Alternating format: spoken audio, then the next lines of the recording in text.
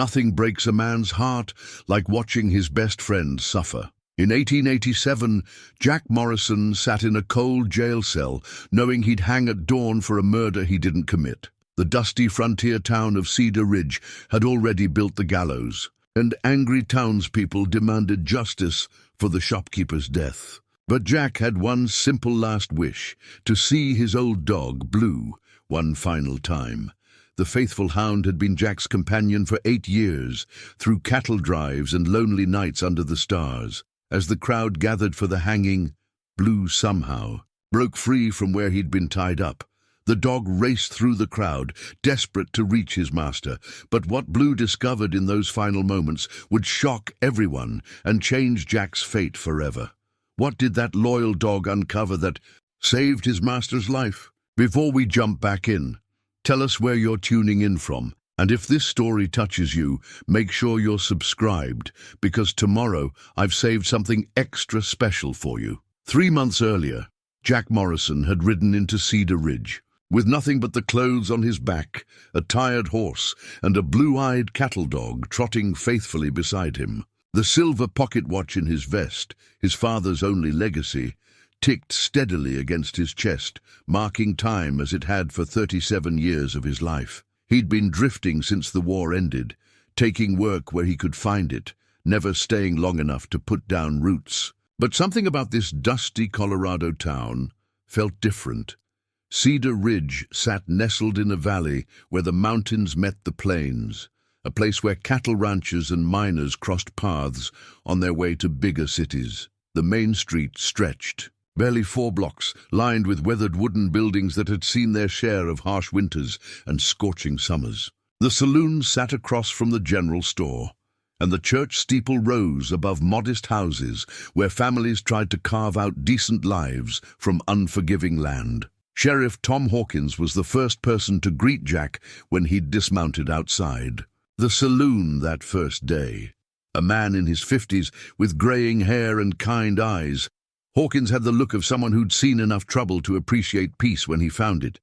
He'd noticed Blue immediately, commenting on the dog's intelligent gaze and obvious loyalty.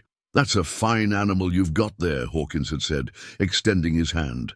"Tom Hawkins, I keep the peace around here such as it is." "Jack Morrison," he'd replied, shaking the sheriff's weathered hand. "And this here's Blue. We've been traveling together quite a while now." Blue had wagged his tail once, then settled at Jack's feet with the patient air of a dog who'd learned that his human's business was his business, no matter how long it took. The dog's coat was a mixture of gray and black, with distinctive blue eyes that seemed to take in everything around him. Scars along his muzzle spoke of battles with coyotes and wolves during their years on the trail. Mayor Samuel Dalton emerged from the general store, drawn by the sight of a newcomer. Dalton was a portly man with thinning hair and a vest that strained over his considerable belly. He owned the largest ranch outside town and carried himself with the confidence of someone accustomed to being the most important person in any room. His handshake was firm, his smile practiced. "Welcome to Cedar Ridge, Mr. Morrison. Always room for an honest man looking for work. You have the look of someone who knows cattle." Jack had nodded. "Been working ranches since I was 12. No. Horses and dogs pretty well too." It was Doc Matthews who'd suggested Jack might find steady work with Samuel Green, the shopkeeper. Doc was a lean man in his 60s with gentle hands and a way of seeing straight through to what people needed most. He'd been tending a cut on Blue's paw when he mentioned that Green could use help with his store and the small freight business he ran on the side. "Samuel's getting on in years," Doc had explained while Blue submitted patiently to his ministrations. "Could use a strong back and someone honest to help with deliveries. He's particular about who he trusts, but I have a feeling about you." Samuel Green had indeed been particular. A slight man with wire-rimmed spectacles and prematurely white hair, he'd interviewed Jack thoroughly before offering him work. Green kept meticulous records of every transaction, every delivery, every penny that passed through his hands. He'd built his reputation on absolute honesty in a town where a man's word was often the only currency that mattered. "I've seen too many good businesses ruined by careless bookkeeping or dishonest employees," Green had told Jack during that first interview. "I run a tight operation here. Every item accounted for, every delivery documented. Can you live with that kind of precision?" Jack had assured him he could, and over the following weeks he'd proven it. He handled freight deliveries to the surrounding ranches, helped organize inventory, and gradually won Green's trust. Blue became a familiar sight around the store, lying patiently outside while Jack worked or accompanying him on delivery runs to remote homesteads. The dog had an uncanny ability to judge people. He'd growl low in his throat around certain customers, men who drank too much or carried themselves with the swagger of troublemakers. But he'd wag his tail for the children who pressed their faces against the store windows, and he'd sit calmly while elderly Mrs. Patterson scratched behind his ears and told him stories about her own dogs from years past. Jack found himself settling into the rhythm of small-town life more easily than he'd expected. He rented a small room above the livery stable where Blue could sleep beside his bed, and the familiar smell of horses made them both feel at home. Evenings often found him playing cards at the saloon with Sheriff Hawkins and Doc Matthews, sharing stories and the comfortable silences that came with growing friendship. The town had its characters, as all small towns did. There was Mrs. Patterson, the elderly widow, who knew everyone's business and wasn't shy about sharing her opinions. Young Tommy Fletcher, barely 16, but already talking about heading west to seek his fortune in the goldfields. Martha Hendricks, who ran the boarding house with iron discipline and a heart bigger than she liked to admit. But it was Deputy Marshal Wade who made Jack slightly uncomfortable, though he couldn't quite put his finger on why.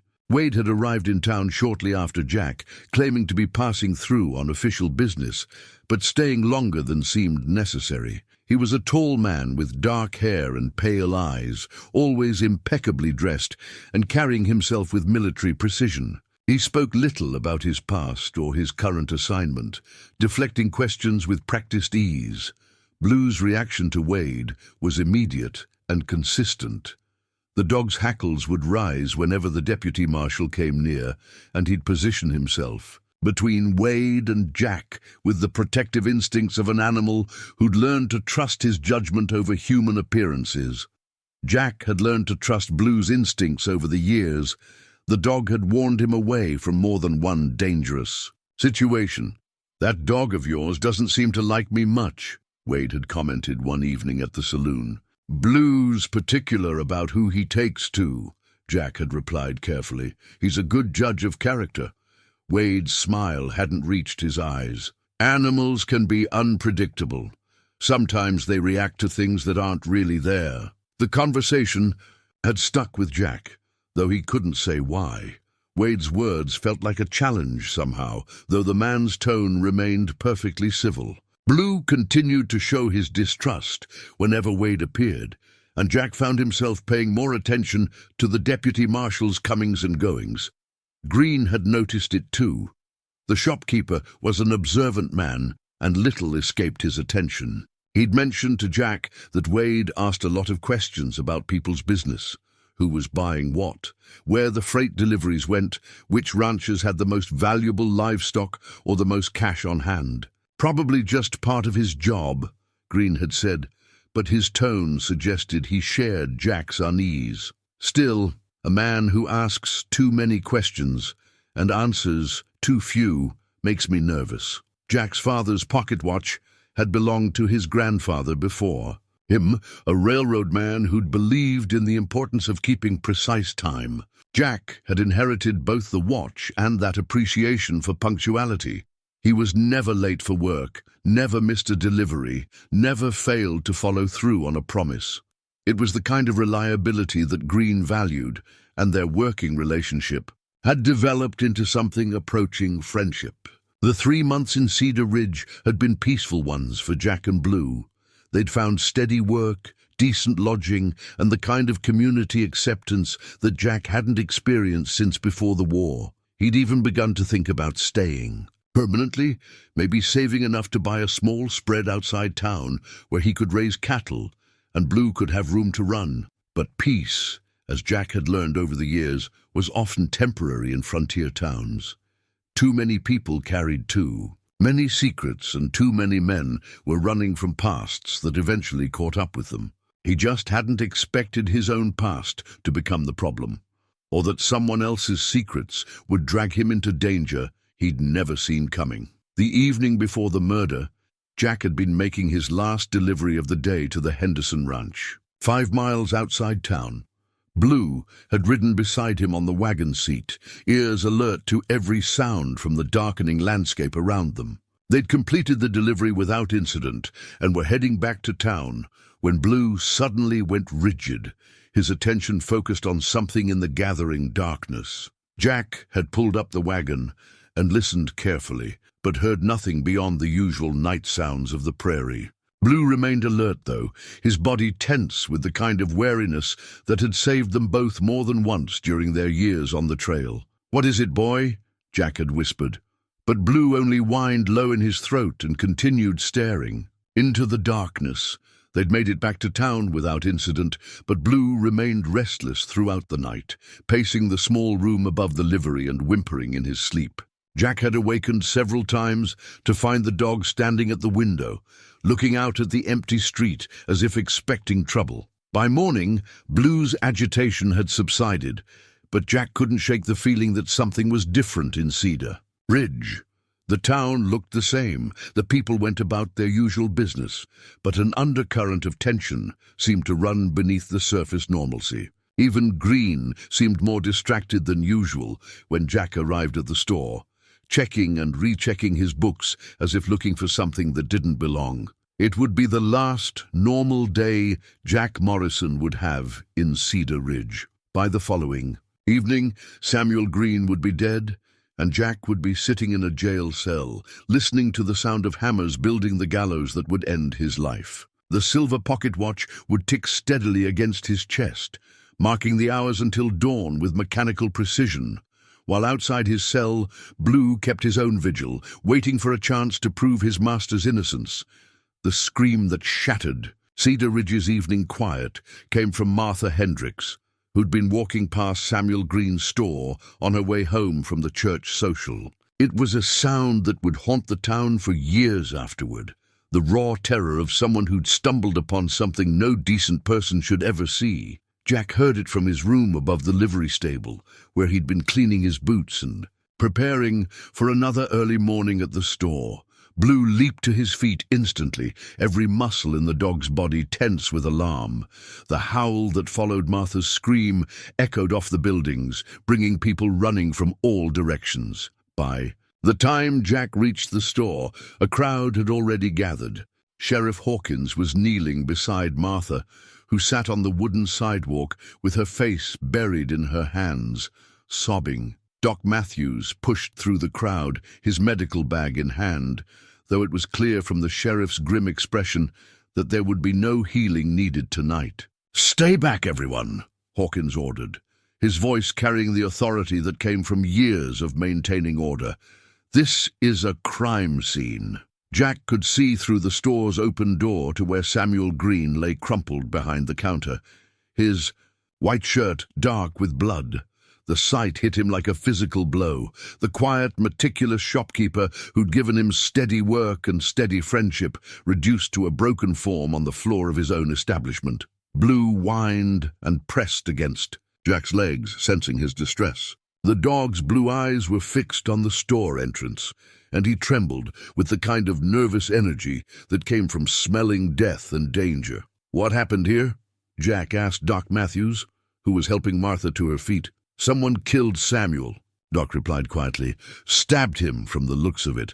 Martha found him when she saw the door standing open and the lamp still burning inside." Deputy Marshal Wade appeared at Jack's shoulder with the silent efficiency that had always made Jack uncomfortable. The man's pale eyes took in the scene with professional detachment, showing no emotion at the sight of Green's body or Martha's continued sobbing. "Robbery, most likely," Wade said, his voice calm and measured. "These frontier stores make tempting targets. Too much cash kept on hand, not enough security." Sheriff Hawkins emerged from the store, his face drawn with grief and anger. "The cash box is still full," he announced. "Doesn't look like anything's missing from the shelves either. This wasn't about money." Jack felt a chill run down his spine. If it wasn't robbery, then what had motivated someone to kill the gentlest man in Cedar Ridge? Green had no enemies that Jack knew of, no debts or disputes that would drive someone to murder. "We need to search for the weapon," Wade said, taking charge with an authority that seemed to surprise even Sheriff Hawkins. "Fan out, everyone. Look for anything suspicious, a knife, bloody clothing, anything the killer might have dropped while fleeing." The search began immediately, with townspeople spreading out across Cedar Ridge in the gathering darkness. Jack joined the effort, though Blue remained agitated, constantly looking back toward the store as if expecting more trouble. The dog's behavior was so unusual that several people commented on it. It was Tommy Fletcher, the eager young man who dreamed of gold and adventure, who found the knife. He came running back to the store 20 minutes later, holding a bloody blade wrapped in his bandana. "Found it behind the livery stable," Tommy announced breathlessly. "Just lying there in the weeds, like someone threw it away while running." Jack's blood turned to ice. Behind the livery stable, directly below his own room. The timing couldn't have been worse, and he could see the realization dawning on several faces in the crowd. Sheriff Hawkins took the knife carefully, examining it in the lamplight. It was a common enough weapon. A hunting knife with a worn wooden handle, the kind that half the men in town probably owned. But there was something distinctive about this particular blade, something that made Jack's stomach clench with dread. "Tom Henderson gave me that knife," Jack said quietly, recognizing the distinctive chip in the blade near the handle. "When I delivered supplies to his ranch last month, said he had plenty and thought I might need one for camping." The words fell into a silence so complete that Jack could hear his own heartbeat. Every face in the crowd had turned toward him, and he could see suspicion blooming in eyes that had regarded him with friendship just hours earlier.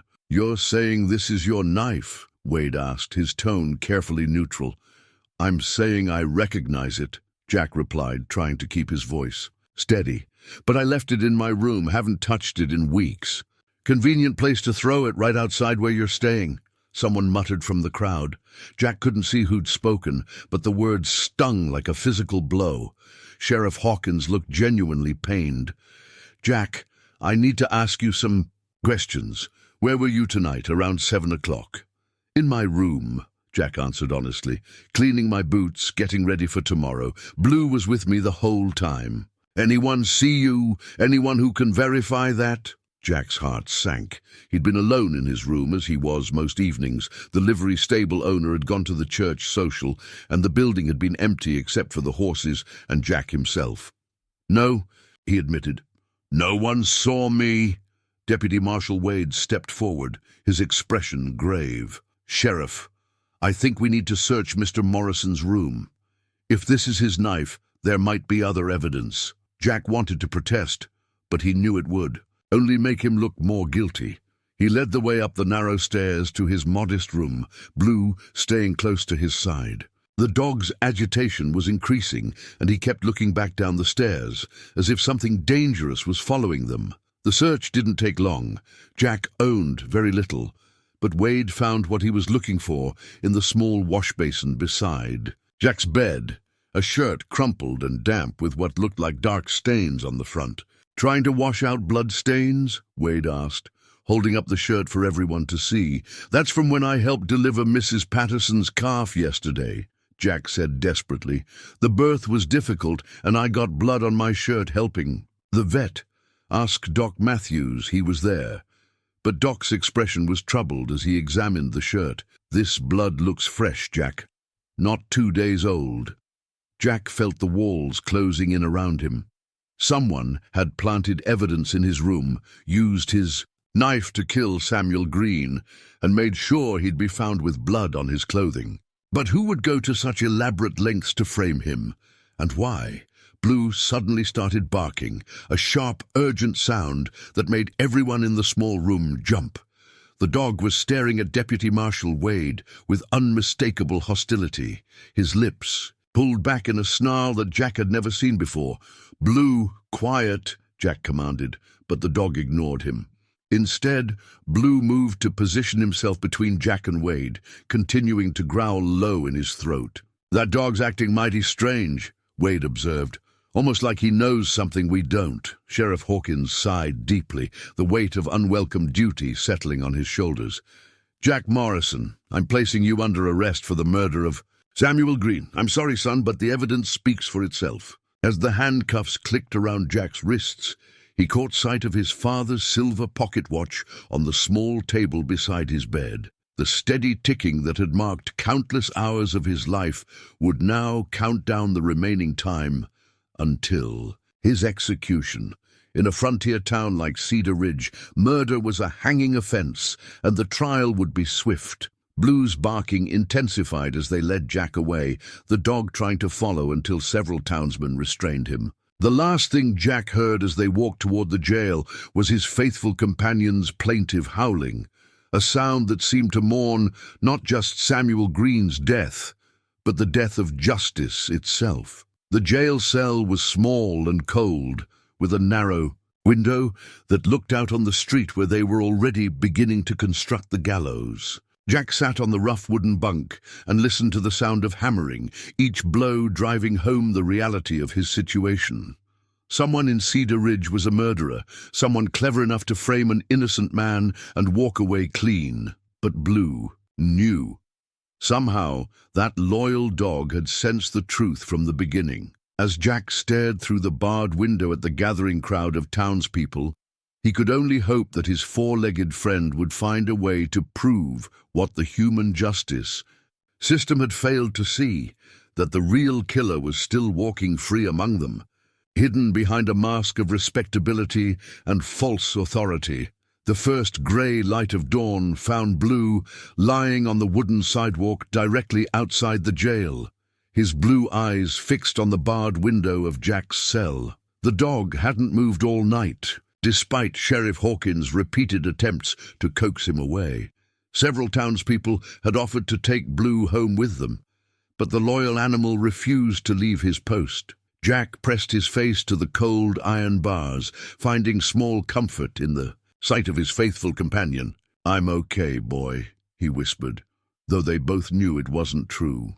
In less than 24 hours, unless something miraculous happened, Jack would walk from this cell to the gallows. The sound of approaching footsteps made Blue's ears perk up, and Jack saw Doc Matthews walking toward the jail with his familiar black medical bag and a steaming cup of coffee. The older man moved with the steady gait of someone who'd spent decades making house calls at all hours, bringing healing and comfort to a harsh frontier town. "Morning, Jack," Doc said quietly, settling onto the wooden bench outside the jail. Blue immediately moved to sit beside him, accepting the gentle hand that scratched behind his ears. "Thought you might want some coffee."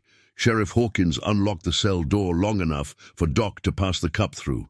The coffee was strong and bitter, but it was warm, and Jack wrapped his hands around the tin cup gratefully. "Thanks, Doc. I appreciate you coming by." "Least I can do," Doc replied, his weathered face showing the strain of the past night. "I've been thinking about this whole business, and something doesn't sit right with me." Jack moved closer to the window, lowering his voice. "You mean besides the fact that I didn't kill Samuel?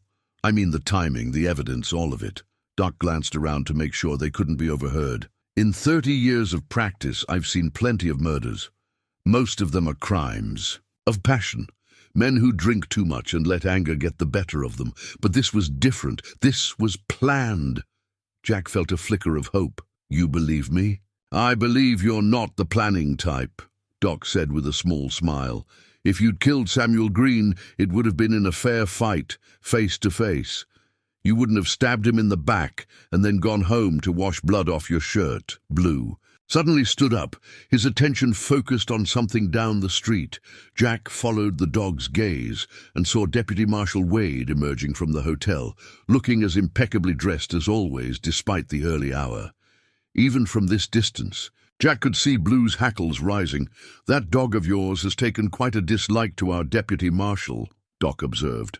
"Blue's a good judge of character," Jack replied, remembering Wade's earlier comment about animals reacting to things that weren't really there. "He's never wrong about people." Doc watched as Wade approached, noting how Blue moved protectively. Closer to the jail window, the Deputy Marshal nodded politely to Doc, but kept his distance from the obviously hostile dog. "Any developments in the case, Marshal?" Doc asked. "The judge arrived this morning," Wade replied. "Trial's set for this afternoon. Should be a straightforward matter, given the evidence." Jack felt his stomach clench. He'd hoped for more time, more opportunity for someone to discover the truth. But frontier justice moved quickly, especially when the evidence seemed clear-cut. "Seems mighty fast, even for out here," Doc commented. Wade shrugged. "The town wants closure.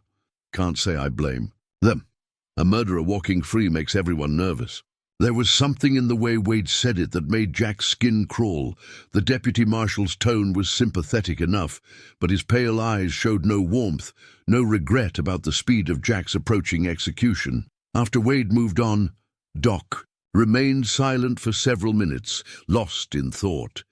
Blue settled back down on the sidewalk, but continued to watch the Deputy Marshal's retreating figure with obvious distrust. "Doc," Jack said carefully, "what do you know about Samuel's business, his records and such?" "Samuel was meticulous about his bookkeeping," Doc replied. "Kept detailed records of every transaction, every customer, every delivery. Said it was the only way to run an honest business in a town where a man's reputation was everything." Jack remembered the thick leather ledger that Samuel kept behind the counter, the careful way he recorded each sale and each payment. Did the sheriff examine those records? Might be something in there that explains why someone wanted Samuel dead. Doc's expression grew thoughtful. "That's a good point. If this wasn't robbery, then Samuel knew something that got him killed. And if he knew something, he would have written it down. That man documented everything. Where would those records be now? Probably still in the store. Sheriff sealed it up as evidence, but I doubt anyone's gone through Samuel's books carefully. They found your knife and the bloody shirt. That was evidence enough for most folks." The morning passed slowly, with various townspeople stopping by. The jail to gawk at Jack or offer comfort to Blue. Some were genuinely sympathetic, expressing doubts about his guilt. Others made no effort to hide their belief that justice would be served come afternoon. It was Martha Hendricks who brought the most disturbing news.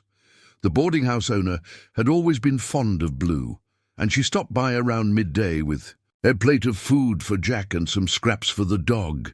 "I've been thinking about last night," she told Jack through the window, "about finding poor Samuel like that. There's something that's been bothering me." "What's that, Martha?" "The door was standing wide open when I found him. But Samuel was careful about locking up, especially at night. Never left that store unlocked, not once in all the years I've known him." Jack felt another piece of the puzzle clicking into place. "So whoever killed him had a key, or Samuel let them in willingly." "That's what I'm thinking. Samuel wouldn't have opened up for just anyone after hours. Whoever did this, it was someone he trusted." The implications were chilling. Samuel Green had been killed by someone he considered a friend. Someone he'd felt safe opening his door to after dark. Jack thought about the various people who might have had reason to visit the store at unusual hours, and his blood ran cold. "Martha," he said urgently, "did you mention this to Sheriff Hawkins?" "Tried to, but he's so focused on the trial preparations he barely listened. Said the door being open just proved how panicked the killer was when he fled." Blue suddenly jumped to his feet again, this time barking sharply at something across the street. Jack looked and saw Deputy Marshal Wade talking with Mayor Dalton outside the saloon. The two men appeared to be having an intense discussion, with Wade gesturing emphatically while Dalton nodded. Interesting, Doc murmured, following Jack's gaze. Wonder what that's about. As they watched, Wade pulled out what looked like a small notebook and showed it to Mayor Dalton. Dalton examined it carefully, then handed it back with a satisfied nod. Both men glanced toward the jail, and Jack had the uncomfortable feeling they were discussing his fate. "Doc," Jack said quietly, "I need you to do something for me.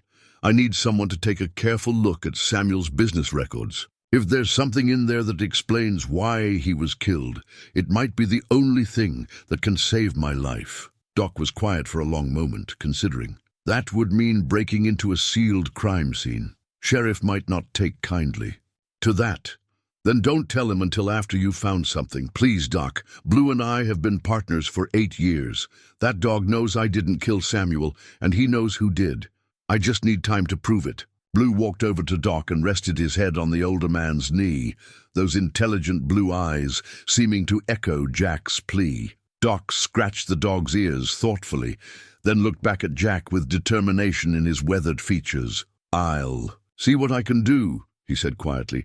"But Jack, if there's something in those books, we'd better find it fast. Trial starts in 3 hours and this town's already built your gallows." Blue's restlessness intensified as the afternoon sun climbed higher over Cedar Ridge. The faithful dog paced back and forth outside the jail, whining softly and occasionally pawing at the wooden sidewalk as if trying to dig his way to his master. Several times he trotted away from the jail, only to return minutes later with increased agitation. Jack watched through the barred window as his companion struggled with instincts he couldn't communicate. The dog knew something was wrong, more wrong than just Jack being locked up. Blue's behavior had the desperate quality of an animal trying to solve a problem beyond his understanding. "Easy, boy," Jack called softly. "I know you want to help. I just wish I knew what you're trying to tell me." Sheriff Hawkins had been in and out of the jail all morning, preparing for the trial and managing the growing crowd of townspeople who'd gathered to witness frontier justice. Some had traveled from neighboring settlements, drawn by news of the murder and the swift resolution. The atmosphere felt more like a carnival than a solemn judicial proceeding. Around midday, Blue made another of his brief excursions, but this time he was gone longer than usual. When he returned, Jack could see. Something dark clutched in the dog's mouth. Blue approached the jail window and dropped his find on the sidewalk, a torn piece of expensive black fabric, the kind used for formal wear. "What have you got there, Blue?" Jack asked, pressing his face to the bars. The fabric was high quality, wool, finer than anything most of Cedar Ridge's residents could afford. It had been torn roughly, as if snagged on something sharp during a struggle or hasty escape. There were what looked like small bloodstains along one edge. Jack's pulse quickened. This could be evidence, real evidence that might point to the actual killer. But how could he get anyone to pay attention to a piece of cloth brought by a dog? Blue picked up the fabric again and began pacing with it, clearly wanting Jack to understand its significance. The dog's intelligence had always been remarkable, but never more so than now, when he was trying to communicate something that might save his master's life. Doc Matthews returned as promised, looking grim after his investigation of Samuel Green's store. He moved quietly to the jail window, glancing around to make sure they weren't being observed. "I managed to get a look at Samuel's ledger," Doc said in a low voice. "You were right. There's something in there that doesn't make sense." Jack felt hope surge through him. "What did you find?" Samuel had been tracking some unusual transactions over the past month. Large cash payments from someone he only identified as DM in his books. The amounts were significant, more than most people in this town see in a year. Jack's mind raced. "DM, Deputy Marshal Wade? That's what I'm thinking. But here's the strange part. According to Samuel's notes, these weren't payments for goods. They were marked as consultation fees and information services, like someone was paying Samuel for what he knew about people's business in town. The implications were staggering. If Samuel had been gathering information about the town's residents and selling it to Deputy Marshal Wade, it suggested a level of corruption and conspiracy that went far beyond a simple robbery gone wrong. There's more, Doc continued. The last entry in the ledger was made the day Samuel died. It just says, DM final payment, transaction completed. And then, in different ink, like it was added later, security concerns, additional measures required. Jack felt pieces of the puzzle beginning to fall into place. Samuel discovered something that made Wade nervous, something worth killing for. Blue suddenly appeared at Doc's side, dropping the torn fabric at the older man's feet. Doc picked it up, examining it in the afternoon light. "Where did this come from, boy?" Doc asked, though Blue could only whine in response. Jack explained what he'd observed. "Blue's been trying to tell us something all day. That fabric, it's expensive. Not the kind of thing most folks around here wear." Doc held the fabric up to the light, noting the fine weave and the bloodstains. "This is quality material, custom-tailored, I'd guess. And this tear looks fresh, happened recently." "Doc, what does Deputy Marshal Wade usually wear?" Doc's eyes widened as he made the connection. "Black wool suit, always perfectly pressed, always immaculate. The kind of formal wear that would use fabric just like this." Blue began barking again, but this time it wasn't the anxious whine he'd been making all day. This was the sharp, alert bark he used to warn of immediate danger. Both Jack and Doc turned to see what had caught the dog's attention. Deputy Marshal Wade was approaching the jail, accompanied by Mayor Dalton and the newly arrived Judge Harrison. The judge was a stern-looking man in his 60s, with white hair and the bearing of someone accustomed to wielding absolute authority in legal matters. Doc quickly pocketed the fabric, but Blue continued to bark, positioning himself between the approaching men and the jail. Wade's pale eyes fixed on the agitated dog with obvious irritation. "That animal's becoming a nuisance," Wade said to Sheriff Hawkins, who had emerged from the jail to greet the judge. "Might be best to have it destroyed before the trial. Could be disruptive." "Blue's not hurting anyone," Jack called from his cell, fear for his companion's safety adding to his other anxieties. Judge Harrison studied the dog with interest. "Unusual loyalty. I've seen dogs refuse to leave their master's grave, but rarely seen one maintain such a vigil outside a jail cell." "Animals don't understand justice," Wade replied. "They only know misguided loyalty." Blue's barking intensified, and he bared his teeth at Wade in a display of hostility that made several bystanders step back nervously.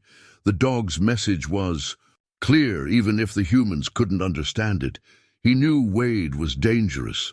Father Miguel, the town's priest, arrived to offer Jack spiritual comfort before the trial. The elderly cleric was a gentle man who'd ministered to Cedar Ridge for over 20 years, bringing solace to the dying and comfort to the grieving.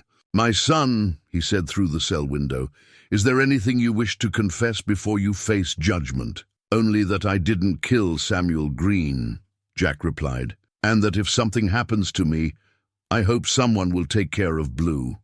He's been a loyal friend for 8 years. Father Miguel glanced at the dog, who had finally quieted but remained watchful. "That animal clearly loves you deeply. Such devotion speaks well of your character." "Dogs are poor judges of human nature," Wade interjected, though no one had asked for his opinion.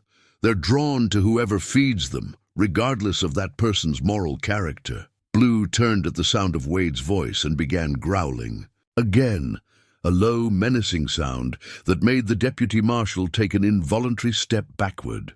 "That dog knows something we don't," Doc Matthews said quietly, but his words carried in the afternoon air. Judge Harrison checked his pocket watch, a gesture that reminded Jack painfully of his father's silver timepiece, still ticking away the hours in his confiscated belongings. "Gentlemen," the judge announced, "court will convene in 1 hour. I trust all the evidence has been properly catalogued and the witnesses are prepared to testify."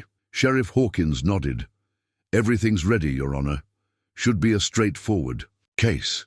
As the group dispersed to prepare for the trial, Blue remained at his post, the torn fabric his only clue to his master's innocence. The dog's blue eyes held an intelligence that seemed almost human, as if he understood that time was running out and desperate measures would soon be required. Jack watched his faithful companion through the bars, drawing strength from the animals. Unwavering loyalty. Whatever happened in the courtroom, he knew that Blue would never give up trying to save him. The question was whether anyone would listen to what a dog was trying to tell them before it was too late. The trial had been mercifully brief and predictably one-sided. Judge Harrison, presented with the bloody knife, the stained shirt, and the lack of an alibi, had pronounced Jack Morrison guilty of murder in the first degree. The sentence was death by hanging, to be carried out at dawn the following morning. Jack had spent his final night listening to the sounds of Cedar Ridge settling into uneasy sleep around him. Blue had maintained his vigil on the sidewalk, occasionally whimpering or pacing, but never leaving his post. Several townspeople had brought the dog food and water, moved by his obvious distress and unwavering loyalty. As the first pale light of dawn crept across the mountains, Jack heard the sounds he'd been dreading: boots on wooden planks, the creak of rope, the testing of the gallows mechanism. Sheriff Hawkins had built the scaffold in the town square, directly in front of the general store, where Samuel Green had died. The symbolism wasn't lost on anyone. "Time to go, Jack," Sheriff Hawkins said quietly, unlocking the cell door. The older man's face showed the strain of the past 2 days. He'd known Jack as an honest, hard-working man, and the duty of executing him clearly weighed heavily on his conscience.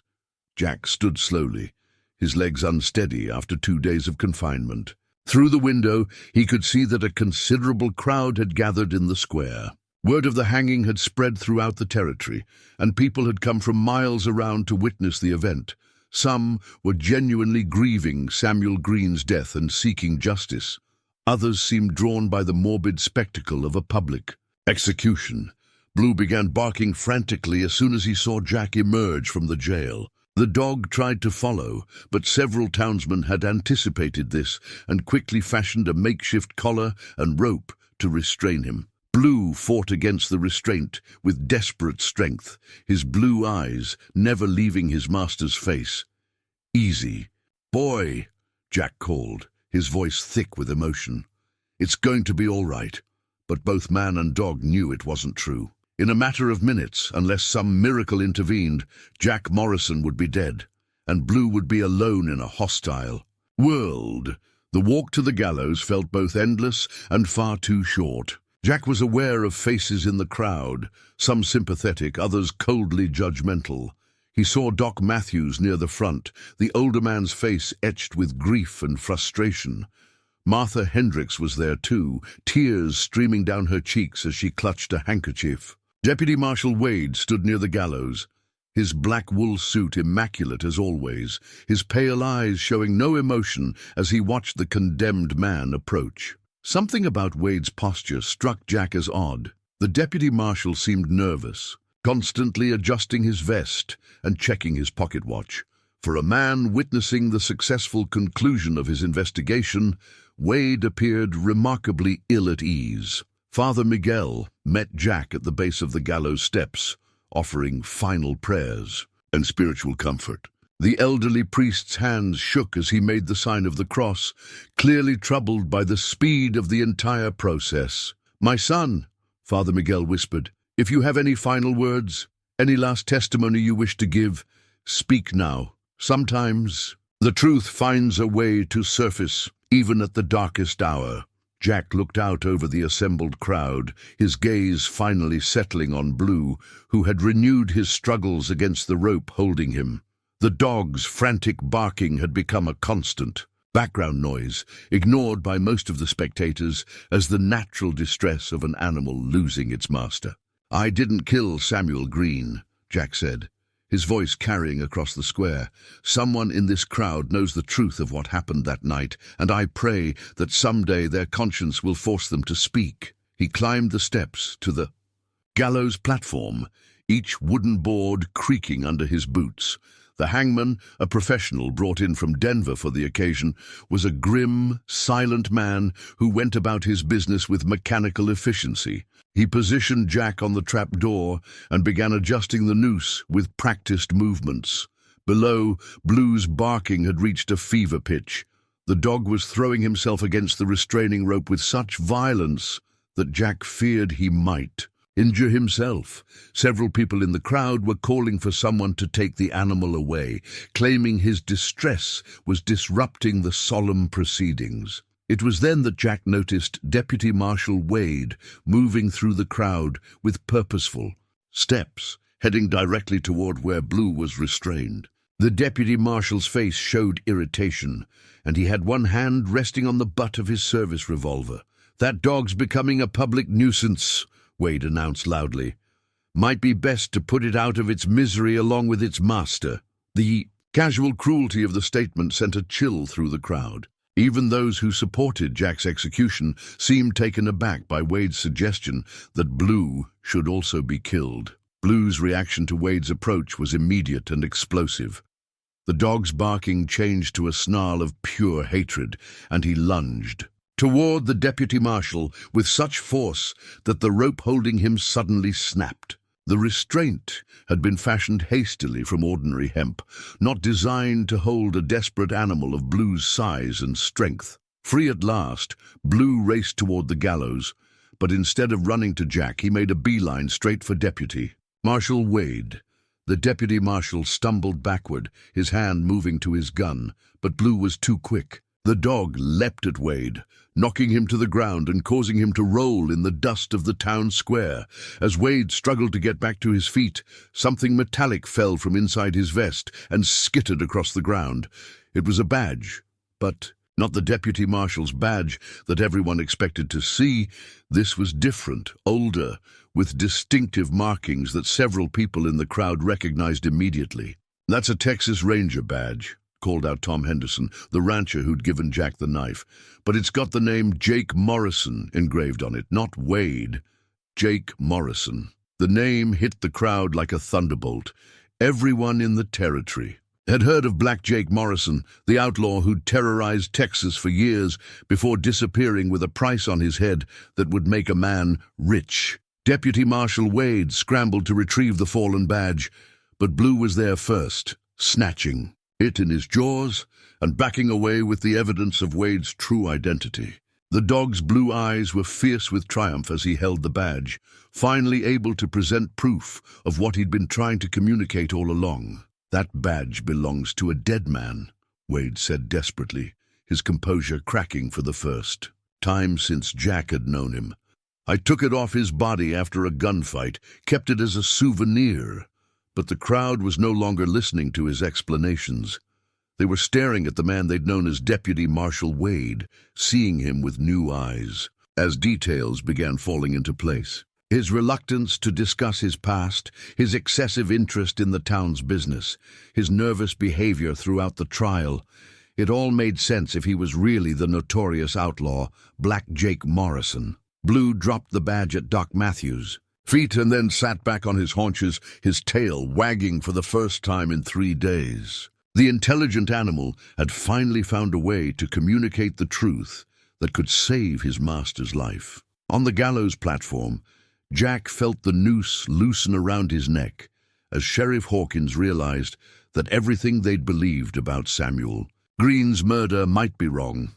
The crowd was buzzing with angry voices, demanding answers from the man they'd trusted to deliver justice. Deputy Marshal Wade, or Black Jake Morrison, looked around at the hostile faces surrounding him and knew that his carefully constructed new identity was crumbling. The dog had destroyed everything he'd worked to build, exposing the truth he'd killed to protect. The revelation about Deputy Marshal Wade's true identity sent shockwaves through the assembled crowd, but Blue wasn't finished with his investigation. The dog circled the fallen badge once, as if to ensure everyone had seen it, then began moving with purposeful determination toward Samuel Green's store. "Where's that dog going now?" someone called out, and the entire crowd began following Blue's lead, including Jack, who'd been hastily released from the gallows by a bewildered Sheriff Hawkins. Jack's legs were unsteady after his brush with death, but he forced himself to keep pace with Blue's urgent trot toward the store. The dog seemed to know exactly where he was going, pausing occasionally to make sure the humans were following, but never wavering from his chosen path. Wade, or Morrison, as they now knew him to be, tried to slip away in the confusion, but several townsmen had formed a loose circle around him, unwilling to let him escape until they had answers about Samuel Green's real killer. "This is all nonsense," Wade protested, his voice rising with desperation. "A dog finding an old badge doesn't prove anything. You're about to let a murderer go free because of animal tricks." But his words carried less weight now that his true identity had been exposed. The crowd had seen how Blue reacted to him from the beginning, and they were starting to remember other inconsistencies in Wade's story and behavior. Blue reached the door of Green's store and began pawing at the wooden frame, whining with urgency. Sheriff Hawkins, who still had the keys to the sealed crime scene, reluctantly unlocked the door. The dog immediately darted inside, heading straight for the area behind the counter where Samuel Green's body had been found. "Blue, what are you doing?" Jack asked, following his companion into the store. The smell of death still lingered in the air, and bloodstains on the wooden floor marked where the shopkeeper had fallen. The dog began digging at the floorboards with determined scratches, his claws scraping against the wood as he focused on one particular spot. To most observers, it looked like random animal behavior, but Jack had learned to trust Blue's instincts completely. "Doc, can you get me a pry bar or something?" Jack called. "Blue's found something." Doc Matthews hurried to retrieve tools from his medical bag, while the crowd pressed closer to see what the dog had discovered. Even Wade had been dragged inside by his captors, his pale eyes fixed nervously on Blue's excavation efforts. The floorboard that Blue had been targeting came loose with surprisingly little effort, revealing that it had been deliberately cut and replaced. Underneath was a small cavity containing a metal strongbox that none of them had known existed. "Samuel's private safe," Jack breathed, lifting out the heavy box. "He never mentioned having one." Sheriff Hawkins examined the strongbox carefully. It was locked, but the mechanism was simple enough that Doc Matthews was able to open it with his medical instruments. Inside were papers, cash, and what appeared to be Samuel Green's real business records, the ones he'd kept hidden from prying eyes. The documents told a story that none of them had expected. Samuel Green hadn't just been a shopkeeper. He'd been conducting his own private investigation into the mysterious Deputy Marshal Wade. The hidden papers contained detailed observations about Wade's behavior, copies of telegrams Green had sent to law enforcement agencies in other territories, and responses that had gradually revealed Wade's true identity as Black Jake Morrison. "Listen to this," Doc said, reading from one of Green's handwritten notes. "Subject continues to ask detailed questions about citizens' financial affairs and travel patterns. Behavior inconsistent with legitimate law enforcement purposes. Suspect may be gathering intelligence for criminal enterprise." Jack felt pieces of the puzzle clicking into place. Samuel figured out who Wade really was. That's why he was killed, not for money, but to protect Wade's secret. The final document in the strongbox was a partially completed letter addressed to the U.S. Marshal's office in Denver. In it, Samuel had laid out his suspicions about Deputy Marshal Wade's true identity and requested immediate investigation. The letter was dated the day of Samuel's murder. "He was going to expose Wade," Sheriff Hawkins said grimly. "Wade must have found out somehow." Wade's face had gone pale as the evidence mounted against him. "This is all circumstantial," he said, but his voice lacked conviction. "None of this proves I killed anyone." Blue, however, wasn't finished with his revelations. The dog had been sniffing around the store while the humans examined the documents, and now he approached Wade with something clenched in his jaws. A small piece of black fabric that matched the torn cloth he'd found earlier. The dog dropped the fabric at Wade's feet, then sat back and barked once, as if presenting final evidence to a jury. The piece of cloth was clearly from the same garment as the fabric Blue had discovered the day before, and it had obviously been torn from Wade's suit during his struggle with Samuel Green. "That fabric came from your coat," Jack said, stepping closer to Wade. Blue found another piece yesterday, but I couldn't get anyone to pay attention to evidence brought by a dog. Wade instinctively looked down at his black wool suit, and everyone could see a small tear near the left pocket that had been crudely repaired with black thread. The mending was barely visible unless you knew to look for it, but it perfectly matched the size and shape of the fabric pieces Blue had recovered. "You killed Samuel to protect your secret," Jack continued, his voice growing stronger as the truth became clear. "You planted my knife at the scene, put blood on my shirt, and made sure I'd hang for your crime. How long have you been planning this?" Wade's composure finally cracked completely. "You don't understand," he said desperately. "I wasn't supposed to be Jake Morrison anymore. I came here to start over, to be a better man. But Green wouldn't let sleeping dogs lie, like Blue." "Wouldn't let sleeping dogs lie," Doc Matthews observed. "That animal knew you were dangerous from the moment he met you." Blue moved closer to Jack, pressing against his master's legs with the satisfaction of a job well done. The dog's blue eyes held an almost human intelligence as he looked up at Jack, as if to say that he'd known all along that his master was innocent. Sheriff Hawkins began putting Wade in handcuffs, the irony not lost on anyone that the same restraints that had held Jack just an hour earlier were now securing the real murderer. "Jake Morrison, also known as Deputy Marshal Wade," Hawkins said formally, "you're under arrest for the murder of Samuel Green and conspiracy to commit fraud. And I suspect when we start digging deeper, we're going to find a lot more crimes to add to that list." As Wade was led away, Jack knelt down to embrace Blue, finally able to give his faithful companion the thanks and affection he deserved. The dog's tail wagged furiously as he licked Jack's face, both of them overwhelmed by relief and joy. "You saved my life, boy," Jack whispered into Blue's fur. "I don't know how you figured it all out, but you saved my life." The crowd began to disperse, many people stopping to apologize to Jack for their rush to judgment and to praise Blue's remarkable detective work. The dog accepted the attention graciously, but never strayed far from Jack's side, as if to make sure his master was truly safe. Samuel Green's murder had been solved, justice had been served, and Jack Morrison was a free man.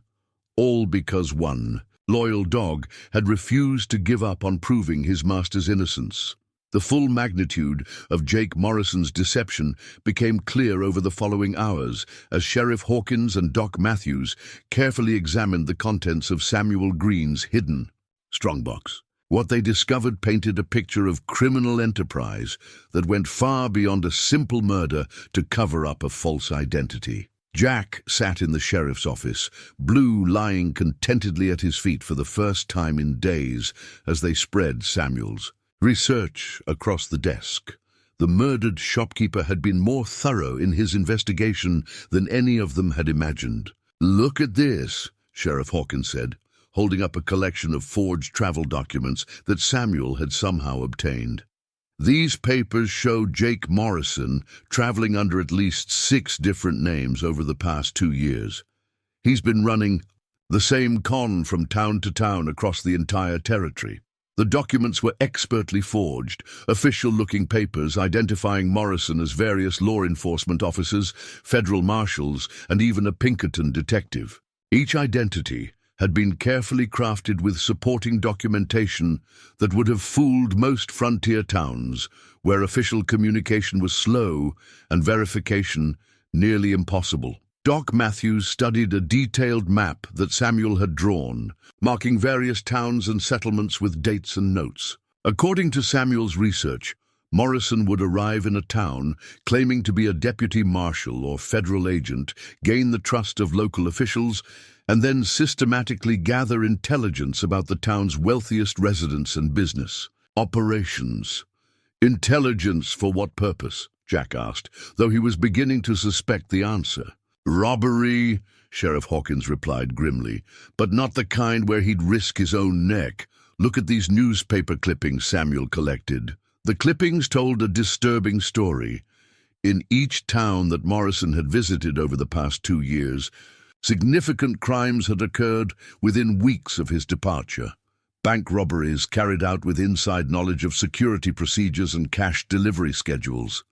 Cattle rustling operations that targeted specific herds belonging to the wealthiest ranches. Stagecoach holdups that seemed to know exactly which coaches carried the most valuable cargo. He was gathering information and selling it to criminal gangs, Jack realized. That's what those payments in Samuel's ledger were about. Morrison was paying Samuel for information about Cedar Ridge's business operations. But Doc Matthews had found something even more disturbing in the hidden papers. Samuel didn't just figure out who Morrison was, he said quietly. He discovered that Morrison was planning something big for Cedar Ridge, something that would have made all his previous schemes look like petty theft. The evidence was laid out in Samuel's meticulous handwriting. Morrison had been mapping out the town's defenses, noting the sheriff's patrol patterns, identifying the wealthiest residents, and most importantly, gathering detailed information about the quarterly cattle payment that Mayor Dalton kept in his personal safe, a sum that represented nearly every rancher's earnings for the season. $15,000, Sheriff Hawkins whistled. More money than this town has seen in one place since it was founded. Jack felt a chill as he realized how close Morrison had come to succeeding. When was he planning to make his move? According to Samuel's notes, tomorrow night, Doc replied. The same night Jack was supposed to hang for Samuel's murder. Morrison would have had the perfect alibi. He'd be here in town, making sure justice was served, while his accomplices robbed Mayor Dalton blind. Blue lifted his head and growled softly, as if understanding that they were discussing the man who had nearly destroyed both his master and the entire town.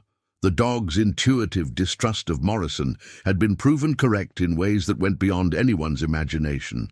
Sheriff Hawkins leaned back in his chair, overwhelmed by the scope of the conspiracy. So Morrison kills Samuel to protect his secret, frames Jack for the murder, and plans to use the execution as cover for the biggest robbery in Cedar Ridge's history. If that dog hadn't exposed him, Morrison would have walked away rich, while we buried an innocent man. The revelation prompted immediate action. Sheriff Hawkins sent telegrams to every law enforcement agency within 100 miles, alerting them about Morrison's true identity and his network of criminal associates. Several responses came back within hours, confirming that various gangs had been operating with inside information in territories where Morrison had previously been active. But the most shocking revelation came from a telegram from the Texas Rangers. Morrison's criminal career was far more extensive than even Samuel Green had discovered. He wasn't just facilitating robberies. He was wanted for 3 murders in Texas, 2 in New Mexico, and was suspected in at least a dozen other violent crimes across the Southwest. He's been using his law enforcement persona to get close to his victims, the telegram explained. Gains their trust as a fellow lawman, then eliminates them when they become inconvenient or threaten to expose him. Jack realized how close he'd come, not just to hanging for a murder he didn't commit, but to being the victim of a serial killer who had perfected the art of legal murder through framing innocent men. Samuel must have gotten too close to the truth, Jack said. Morrison couldn't risk exposure, especially not with such a big score planned. The final document in Samuel's collection was perhaps the most damning of all, a rough draft of a letter Morrison had written but never sent, apparently dropped during his hasty exit from the store after the murder.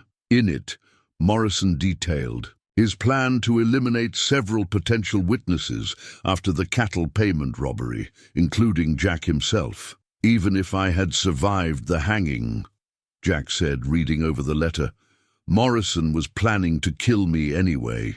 He saw me as a loose end that needed tying up. Blue whined softly and pressed closer to Jack, as if sensing the danger his master had been in. The dog's protective instincts had been working overtime from the moment Morrison arrived in town. Recognizing a threat that the humans had been blind to, Doc Matthews shook his head in amazement. That dog saved more than just your life, Jack, He saved this entire town from being pillaged by one of the most dangerous criminals in the territory. As word of Morrison's true identity and extensive criminal record spread through Cedar Ridge, the mood of the townspeople shifted from embarrassment about nearly executing an innocent man to gratitude for Blue's remarkable detective work. Several families brought gifts of food and thanks to Jack and his faithful companion, Mayor Dalton, arrived at the sheriff's office in a state of near panic after learning how close he'd come to losing the town's entire economic foundation. $15,000, he kept repeating. He knew exactly how much I had and when I'd be most vulnerable. The question now, Sheriff Hawkins said, is whether Morrison was working alone or if he had accomplices already in position for tomorrow night's robbery. The answer came sooner than expected. As evening fell, 3 strangers rode into Cedar Ridge, hard-looking men who immediately began asking questions about Deputy Marshal Wade and when they might speak with him about official business. Their arrival was no coincidence, and their nervous behavior when told that Wade had been arrested suggested they were part of Morrison's criminal network. Blue's reaction to the newcomers was immediate and unmistakable. The dog's hackles rose the moment he saw them, and he positioned himself protectively in front of Jack with the same instinctive hostility he'd shown toward Morrison.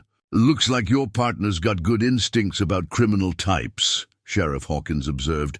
"Think he can help us round up the rest of Morrison's gang?"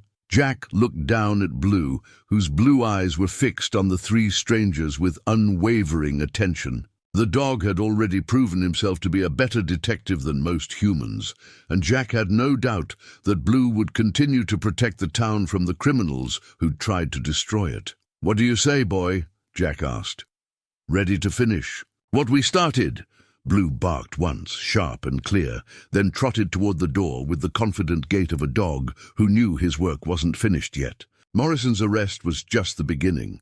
There were still dangerous criminals loose in Cedar Ridge, and Blue intended to see that justice was fully served. The loyal dog who had saved his master from the gallows was about to prove that his talents extended far beyond solving murders. Blue was ready to help capture an entire criminal gang and make Cedar Ridge safe once again. The arrival of Morrison's 3 accomplices created an opportunity that the imprisoned outlaw couldn't ignore. As Sheriff Hawkins prepared to question the newcomers, Morrison made his move with the desperate cunning that had kept him alive through years of criminal enterprise. The jail cell lock was old and simple, designed more for deterring drunks than containing hardened criminals. Morrison had been working at it methodically since his arrest, using a bent piece of metal from his belt buckle to manipulate the mechanism. When the sheriff's attention was focused on the suspicious strangers outside, Morrison finally succeeded. In opening the cell door, Blue was the first to sense something was wrong. The dog's ears perked up, and he began growling low in his throat while staring toward the jail. Jack, who had been helping Doc Matthews organize Samuel Green's evidence, immediately recognized his companion's warning signals. "Sheriff," Jack called urgently, but his warning came too late. Morrison burst through the jail's front door with Sheriff Hawkins' service revolver in his hand, the weapon gleaming menacingly in the afternoon sunlight. The outlaw's carefully maintained composure had been replaced by the wild desperation of a cornered animal, his pale eyes scanning the street for escape routes. "Nobody move," Morrison commanded, his voice carrying the authority he'd wielded so effectively as Deputy Marshal Wade. "I'm taking back what's mine and getting out of this godforsaken town." Blue immediately positioned himself between Morrison and Jack, baring his teeth in a snarl that left no doubt about his intentions. The dog had recognized Morrison as a mortal threat from their first encounter, and now he was prepared to fight to protect his master. "Call off that dog," Morrison demanded, swinging the revolver toward Blue, "or I'll put a bullet in him right now." "Blue, stay," Jack commanded, though every instinct told him to let his faithful companion attack. He couldn't risk Blue's life, even if it meant giving Morrison a chance to escape. The 3 accomplices had been watching from across the street, and they now spurred their horses toward Morrison with obvious intent to help him flee. But the townspeople of Cedar Ridge had learned from their earlier mistake in trusting the wrong man.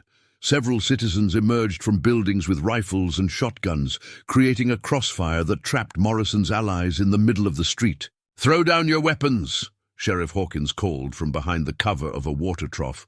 He'd managed to arm himself with a shotgun from his office, but Morrison still held the tactical advantage with his position and hostages. Morrison's response was to grab Martha Hendricks, who had been unfortunate enough to be walking past the jail when he made his escape. The elderly boarding house owner cried out in fear as Morrison pressed the revolver to her head, using her as a human shield. "I want horses and safe passage out of town," Morrison shouted. "Anyone tries to stop me, and this old woman dies along with anyone else who gets in my way." Blue's agitation increased dramatically at the sight of Martha in danger. The dog began pacing back and forth, whining with frustration as he tried to find an angle of attack that wouldn't endanger the innocent woman. "You're not going anywhere." "Morrison," Jack called out, "the whole territory knows who you are now. Every lawman from here to Mexico will be looking for you." Morrison's laugh was harsh and bitter. "I've been running from the law for 15 years, boy. Think I can't manage a few more?" But his position was becoming increasingly desperate. More townspeople had armed themselves and taken cover around the street, creating a deadly maze that would be difficult to navigate, even with Martha as a shield. Morrison's accomplices were already surrounded, their horses dancing nervously under the aimed rifles of angry citizens who'd nearly lost one of their own to false justice. It was Doc Matthews who provided the distraction Morrison needed. The elderly physician approached with his hands raised, carrying his medical bag in a gesture of non-threatening intent. "That woman needs her heart medication," Doc called out. "Let me give it to her, and I'll serve as your hostage instead." "I'm worth more to you anyway. People won't risk shooting a doctor." Morrison considered the offer, his desperate mind calculating odds and advantages. Martha was indeed elderly and might slow him down, while Doc was respected enough that the townspeople would hesitate to take shots that might hit him. "Throw the bag over here first," Morrison demanded. "I want to see what's in it." Doc tossed the medical bag toward Morrison, who caught it awkwardly while maintaining his grip on both Martha and the revolver. As he bent to examine the bag's contents, Blue saw his opportunity. The loyal dog had been waiting for exactly this moment, when Morrison's attention was divided and his weapon pointed away from potential victims. Blue launched himself across the space between them with the speed and precision of a wolf taking down prey. Morrison saw the attack coming at the last second and managed to swing the revolver toward Blue, but he was too slow. The dog's powerful. Jaws clamped down on Morrison's gun hand, causing him to cry out in pain and drop the weapon. Martha broke free and ran toward safety, leaving Morrison vulnerable to the circle of armed townspeople. But Morrison wasn't finished yet. He pulled a second gun, a smaller hideout pistol, from inside his boot and managed to get off a wild shot that sent everyone diving for cover. In the chaos that followed, he broke free from Blue's grip and ran toward the saloon, leaving a trail of blood from his wounded hand. "He's got another gun," Jack shouted, but Morrison had already kicked open the saloon doors and disappeared inside. Blue gave chase immediately, ignoring the danger of the wounded and cornered outlaw. The dog's protective instincts overrode all other considerations. Morrison represented a threat to Jack and the entire community, and Blue was determined to eliminate that threat regardless of personal risk. Inside the saloon, Morrison found exactly what he'd been hoping for: more hostages. The afternoon crowd included several of Cedar Ridge's most prominent citizens, including Mayor Dalton and Judge Harrison, who had remained in town to oversee the legal aftermath of the failed execution. "Everyone on the ground," Morrison commanded, waving his pistol menacingly. "First person who moves gets a bullet." But Blue had already slipped through the batwing doors, moving with the stealth that had served him well during years on the frontier. The dog positioned himself behind the bar, out of Morrison's line of sight, but close enough to act when the opportunity presented itself. Morrison was bleeding steadily from Blue's bite, and the pain was affecting his judgment. He kept switching, his pistol from hand to hand, trying to find a grip that didn't aggravate his wounds. His pale eyes darted constantly between the hostages and the doors, looking for threats and escape routes with increasing paranoia. "I know you're out there," Morrison called toward the street. "But I've got 6 hostages in here, including your precious mayor and judge. Anyone tries to storm this place, and they all die." Sheriff Hawkins' voice came from outside, calm and steady despite the crisis. "Let the hostages go, Morrison. This doesn't have to end with more bloodshed. It ends when I say it ends," Morrison replied. "I want horses, supplies, and a 2-hour head start. Otherwise, I start shooting people." Jack had positioned himself near the saloon's rear entrance, hoping to find a way to help without endangering the hostages. Blue's presence inside complicated any rescue attempt, but Jack knew his companion well enough to trust that the dog would act intelligently. The standoff stretched on for several tense minutes, with Morrison becoming increasingly agitated as he realized his position was hopeless. He was trapped in a building surrounded by armed citizens, wounded and bleeding, with limited ammunition and no clear escape route. It was Judge Harrison who finally spoke up from his position on the saloon floor. "Son, I've seen a lot of desperate men in my years on the bench. The smart ones know when to surrender and take their chances with a jury. The foolish ones end up dead in situations just like this." Morrison turned the pistol toward the judge, his finger tightening on the trigger. "Old man, you don't know what you're—" That was when Blue struck. The dog had been waiting for Morrison to focus entirely on one target, and when the outlaw threatened, "Judge Harrison," Blue exploded from behind the bar like a canine thunderbolt. This time, there was no warning, no chance for Morrison to react. Blue's powerful jaws clamped down on Morrison's wrist, and the force of the attack sent both the pistol and the outlaw crashing to the floor. Morrison screamed in pain and fury, trying to fight off the determined dog, but Blue held on with the tenacity that had made him such a valuable companion during 8 years on the frontier. The hostages scattered immediately, running for the exits, while Morrison and Blue rolled across the saloon floor in a desperate struggle. Morrison managed to land several kicks against Blue's ribs, but the dog refused to release his grip on the outlaw's gun hand. Jack burst through the rear door at that moment, followed by Sheriff Hawkins and several armed townsmen. The sight of Morrison fighting desperately with Blue while bleeding from multiple wounds was both terrifying and inspiring. The loyal dog was single-handedly preventing a mass shooting, regardless of the personal cost. "Blue, release," Jack commanded, and the obedient dog immediately let go of Morrison's mangled hand. Morrison tried to reach for his fallen pistol with his other hand, but Sheriff Hawkins was there first, kicking the weapon away and pressing the barrel of his shotgun against the outlaw's head. "Jake Morrison," Sheriff Hawkins said formally, "you're under arrest for murder, attempted murder, kidnapping, and about a dozen other charges I'll think of later." Blue limped over to Jack, favoring his left front paw where Morrison had kicked him, but his tail was wagging with triumph.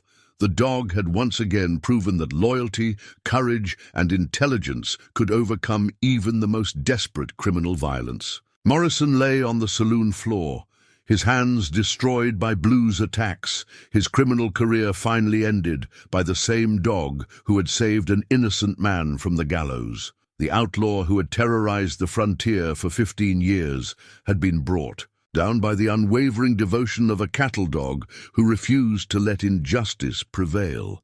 Despite his injuries, Morrison managed to grab his fallen pistol with his left hand before Sheriff Hawkins could secure it. Pain and desperation had given the outlaw a final surge of adrenaline, and he pressed the weapon against the head of the nearest hostage, 6-year-old Tommy Patterson, Mrs. Patterson's grandson, who had been in the saloon with his grandfather. When Morrison burst in, the sight of the terrified child with a gun to his head sent a chill through everyone present. Little Tommy clutched a small wooden toy horse in his trembling hands, the carved figure his constant companion and source of comfort. His wide eyes were filled with tears, but he remained silent, perhaps understanding that making noise might make the dangerous man angrier. "Stay back," Morrison gasped, blood streaming from his mangled right hand while he held the pistol with his left. "I'll kill this boy, I swear I will.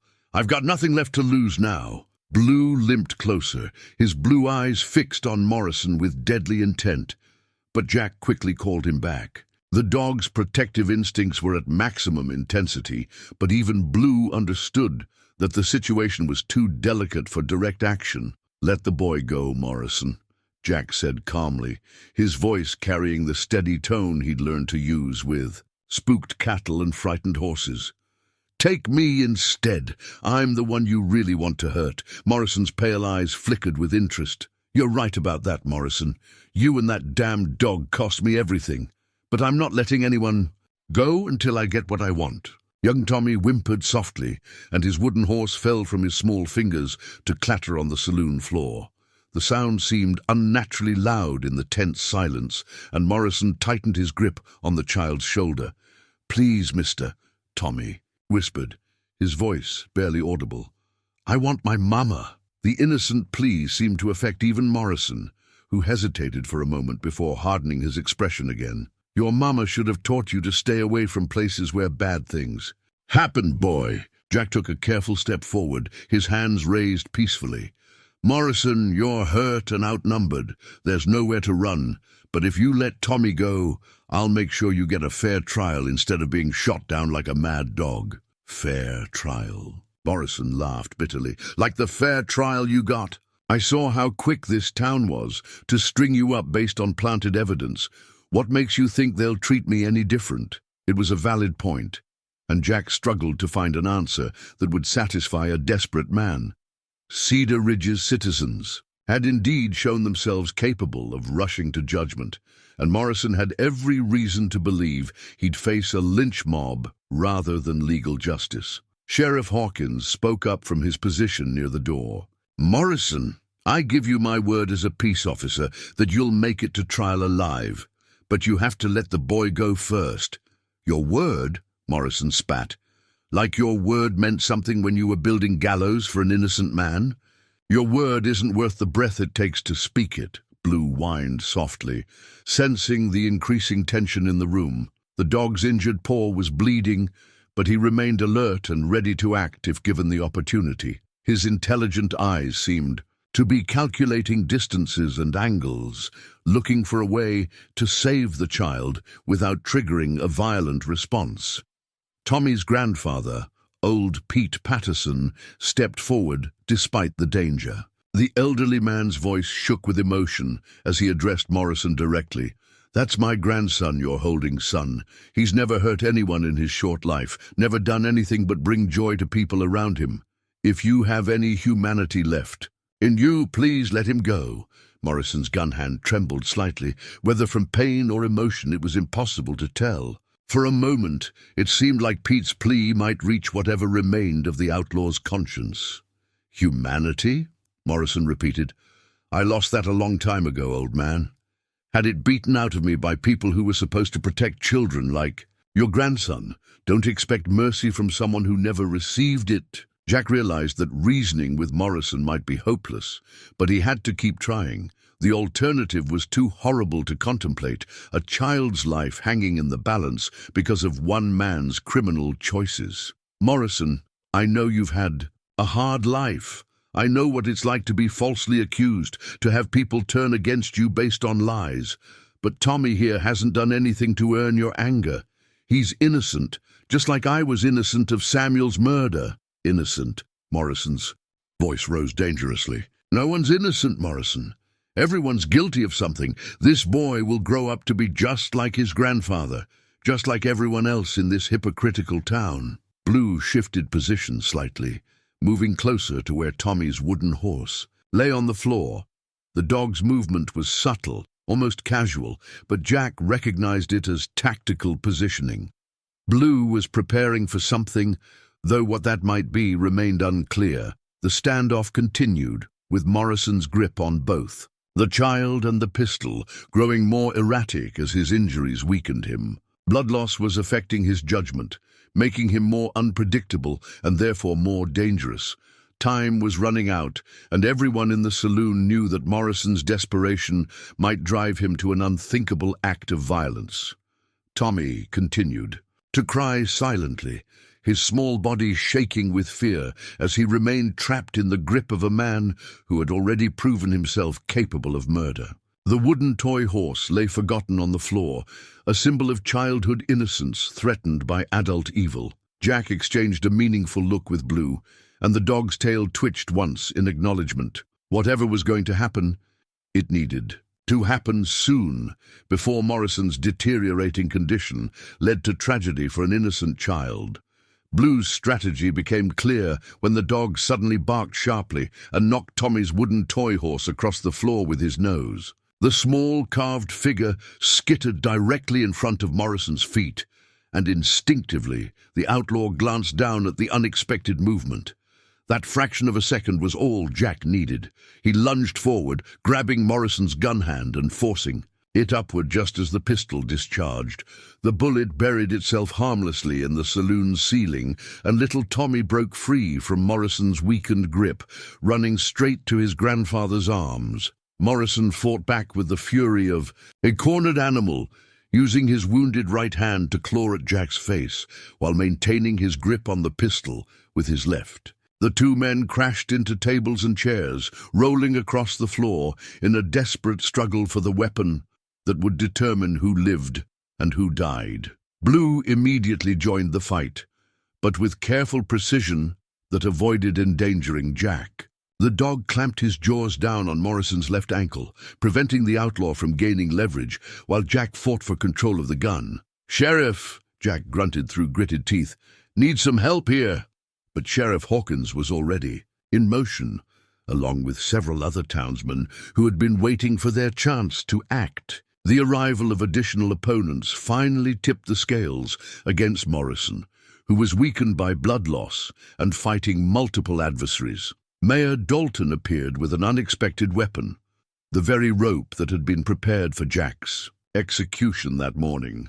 The thick hemp noose seemed fitting justice for a man who had tried to use legal murder to cover his crimes. "Hold him still," Dalton commanded, and several pairs of hands pinned Morrison to the floor while the mayor bound his arms with the hangman's rope. Morrison's struggles gradually weakened as the reality of his defeat sank in. His pale eyes darted around the circle of hostile faces, looking for mercy he knew he wouldn't find.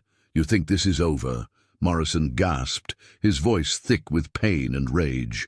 "I've got friends throughout this territory. They'll come for me, and when they do, this whole town will burn." "Your friends are already in custody," Sheriff Hawkins replied calmly. "We rounded up your 3 accomplices while you were playing hostage-taker in here. Turns out they were more than willing to talk once they realized you'd abandoned them." The news hit Morrison like a physical blow. His criminal network, built over years of careful planning and violence, had collapsed in a matter of hours thanks to the investigation skills of one determined dog. Blue limped over to where little Tommy stood with his grandfather, and the child immediately knelt down to hug the heroic dog. Tommy had retrieved his wooden horse and now offered it to Blue as a gesture of gratitude. "Thank you for saving me, Blue," Tommy whispered into the dog's fur. "You're the bravest dog in the whole world."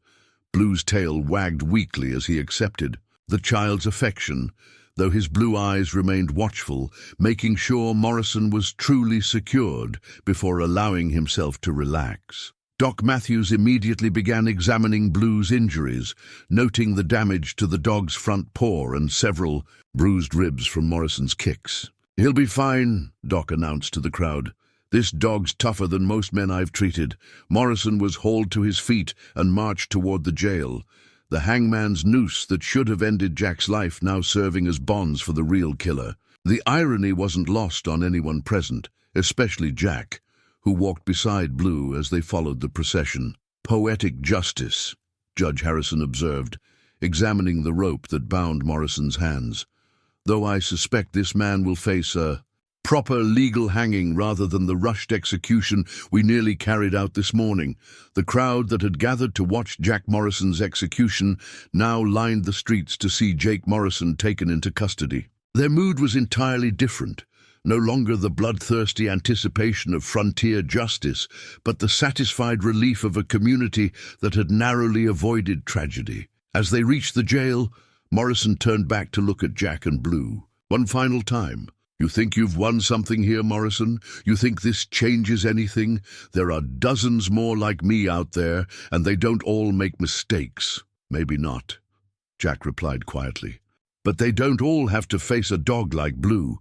He's got a way of seeing through lies and finding the truth, even when good people get fooled." Morrison was locked in the same cell that had held Jack just hours earlier, though this time there would be no loyal companion keeping vigil outside.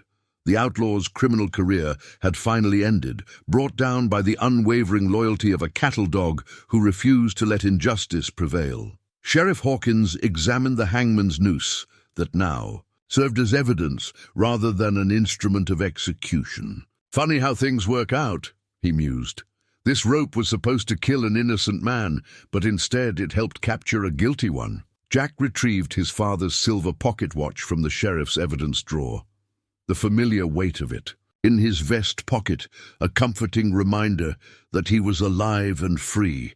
The watch had ticked away the hours of his imprisonment, marking time toward what should have been his death. But now it would continue marking the days of a life saved by canine devotion. Blue sat beside Jack's feet, finally allowing himself to rest after days of vigilance and struggle. The dog's blue eyes held a satisfied gleam as he watched Morrison disappear behind bars, the threat to his master finally eliminated. The loyal dog had kept his promise, made in ways that transcended human understanding, to protect the man who had been his partner for 8 years of frontier life. Justice had been served, innocence had been vindicated, and the bond between man and dog had proven stronger than the forces of evil that had tried to destroy it. 3 days after Jake Morrison's capture, Cedar Ridge held a celebration unlike any in the town's history. What had begun as a somber gathering to witness an execution had transformed into a joyous festival honoring the remarkable dog who had saved both an innocent man and their entire community from a sophisticated criminal conspiracy. Blue wore a brand new leather collar, a gift from the grateful townspeople that bore a silver nameplate engraved with the words, "Hero of Cedar Ridge." The craftsmanship was the finest the local leatherworker could produce, with intricate tooling that depicted a dog standing guard over a frontier town. It was a far cry from the worn collar Blue had worn for years on the cattle trails, but the dog seemed to understand its significance as he accepted the admiring attention of dozens of well-wishers. Jack stood beside the podium that had been erected in the town square, the same spot where Gallows had stood just days earlier. The transformation felt symbolic. A place of intended death had become a celebration of life and justice. Mayor Dalton was presenting Blue with an official proclamation naming him an honorary deputy sheriff, a gesture that drew laughter and applause from the assembled crowd. In recognition of extraordinary service to the community of Cedar Ridge, Mayor Dalton read aloud, and in appreciation of detective work that surpassed that of trained law enforcement officials, Blue Morrison is hereby appointed to the honorary position of deputy sheriff with all the respect and privileges thereof. Blue's tail wagged as the crowd cheered, though Jack suspected the dog was more interested in the plate of fresh beef that Mrs. Patterson had prepared as a special thank you meal. The simple pleasures of food and affection meant more to Blue than any official recognition, but Jack appreciated the town's gesture on his companion's behalf. Doc Matthews had treated Blue's injuries with the same care he would have given any human patient, wrapping the dog's injured paw and providing pain medication that had Blue moving normally again within days. The elderly physician had also insisted on examining Jack thoroughly, pronouncing him fit despite his ordeal. "Remarkable constitution, both of you," Doc had observed. "Most men would have been broken by what you went through, but you and that dog just kept fighting for the truth." Sheriff Hawkins had received confirmation that Morrison's 3 accomplices had been successfully prosecuted in the territorial court, their testimony revealing the full scope of the criminal network that had terrorized multiple communities. The arrests had led to the recovery of thousands of dollars in stolen property and the prevention of planned robberies in at least 6 other towns. "Your dog didn't just save Cedar Ridge," Sheriff Hawkins told Jack privately. "He helped break up one of the most successful criminal gangs in the territory's history." The trial of Jake Morrison himself was swift and conclusive. Faced with overwhelming evidence and the testimony of his former accomplices, Morrison had eventually confessed to Samuel Green's murder and dozens of other crimes spanning 15 years. Judge Harrison had pronounced sentence with the gravity befitting such extensive criminal activity, death by hanging, to be carried out at the territorial prison. "Justice delayed is justice denied," the judge had said, "but justice served correctly honors both the victim and the community. Jake Morrison will pay for his crimes, but Jack Morrison will live free as an innocent man should." The real Jack Morrison had been officially exonerated of all charges, with Judge Harrison issuing a formal apology on behalf of the territorial court system. The judge had also ordered a thorough review of frontier trial procedures to prevent similar rushes to judgment in the future. "Your case has taught us valuable lessons about the importance of thorough investigation and the dangers of circumstantial evidence," Judge Harrison told Jack. "Perhaps some good can come from this ordeal if it prevents other innocent men from facing what you endured." As the celebration wound down and the crowd began to disperse, Jack found himself facing a decision about his future. Several townspeople had approached him with offers of permanent employment, including Mayor Dalton's proposal that he take over Samuel Green's store and freight business. "The town needs someone honest to handle commerce," Mayor Dalton had explained. "Samuel trusted you, and after what you've been through, I can't think of anyone whose integrity is more beyond question." The offer was tempting. Cedar Ridge had become home in a way that no place had since before the war. Jack had friends here, respect, and the kind of stability he'd been seeking for years. Blue seemed content as well, having established himself as the town's unofficial guardian and earned the affection of every resident. But there was also the open road calling to them both. 8 years of partnership had created a bond that thrived on movement and new challenges. The frontier still held opportunities for a man with a faithful dog and a willingness to work hard. "What do you think, boy?" Jack asked Blue as they sat on the porch of their room above the livery stable, watching the sun set over the mountains.